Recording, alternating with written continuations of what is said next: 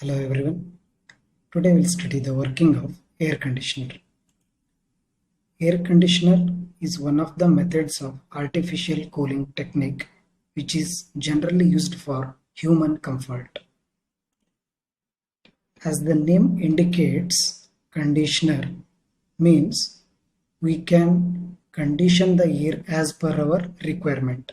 Hence, we can control the temperature, we can control the humidity, and so many factors can be controlled. Hence, the name air conditioner. Now, let us study the working of air conditioner with the help of a schematic diagram. It consists of a compressor and followed by a condenser, then an expansion tube, or it is also called as a capillary tube. It consists of an evaporator setup which in turn connected to the compressor, followed by it consists of two separate fans in which one of them is called as an evaporator fan and one more is called as condenser fan. Both are connected on the same shaft.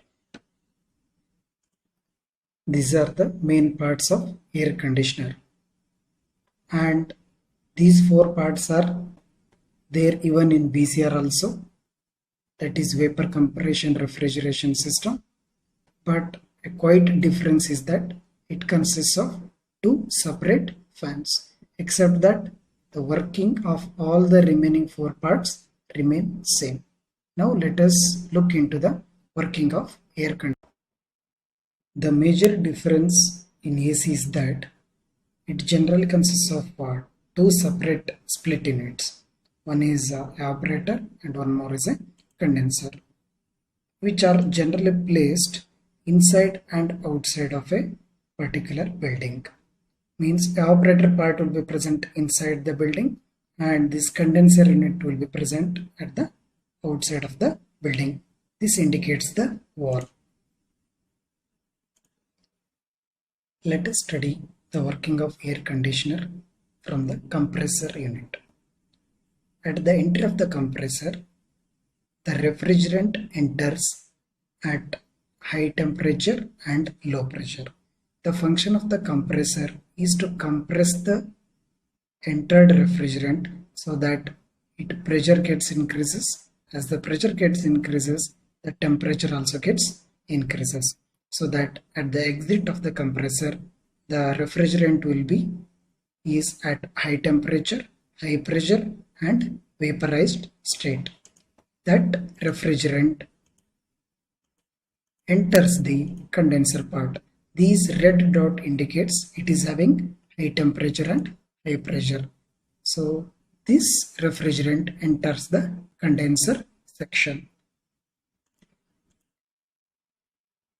Once it enters the condenser section, the condenser fan will be rotating, due to which it circulates the air on the condenser coils. Inside the coil, the vaporized high pressure, high temperature refrigerant will be flowing. As the fan rotates, it blows the air over these coils, due to which whatever the vaporized refrigerant it is flowing inside these coils get converted into liquid form, so that the high temperature refrigerant will be converted into low temperature refrigerant and the vapor form gets converted into the liquid form. That is shown with the help of red and blue dots over here. Red dot indicates high pressure, high temperature vapor refrigerant as it goes through the condenser coils, and due to the rotation of the fan, it liberates heat to the atmosphere so that it will be converted into the liquid nature, that is indicated by the blue dots.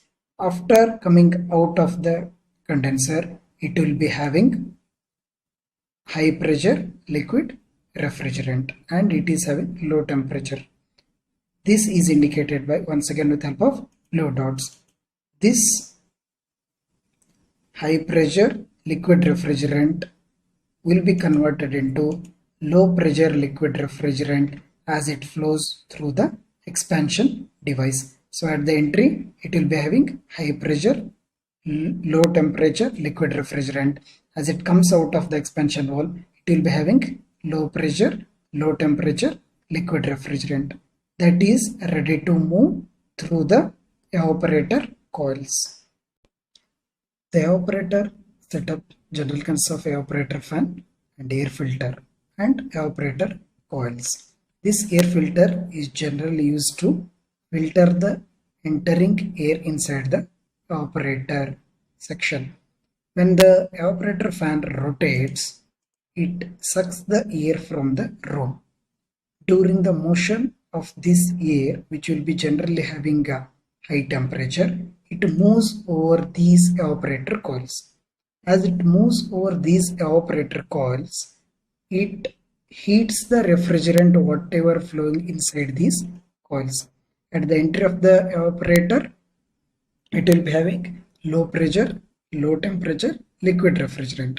As it moves through the evaporator coils and due to the motion of the air, which is generally hot in comparison with the refrigerant, it heats the refrigerant whatever it will be flowing inside these coils, so that the liquid form will be get converted into vaporized refrigerant, and that will be passed to the